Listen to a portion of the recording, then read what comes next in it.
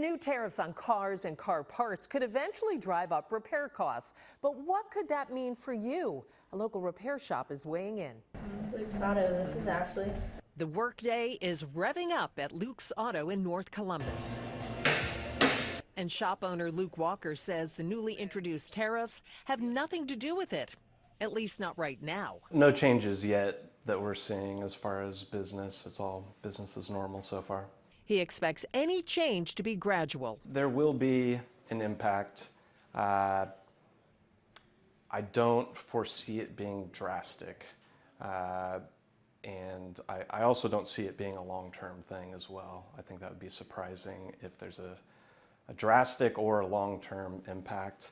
There will be price increase though. Walker says the pandemic actually helped prepare them for what lies ahead. With COVID, we saw issues in the supply chain, and we've seen a fair amount of parts manufacturing already moved back into the U.S. And so, like even in Ohio, there's a new auto part manufacturing plant doing rotors and axles. He also says suppliers have stocked up on parts, so there shouldn't be any immediate price hikes. In an auto repair, the cost of the repair is generally 50-50 parts and labor.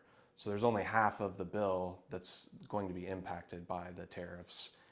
A little bit of good news for what may turn out to be a bumpy ride. On your side, Terry Sullivan, ABC 6 News.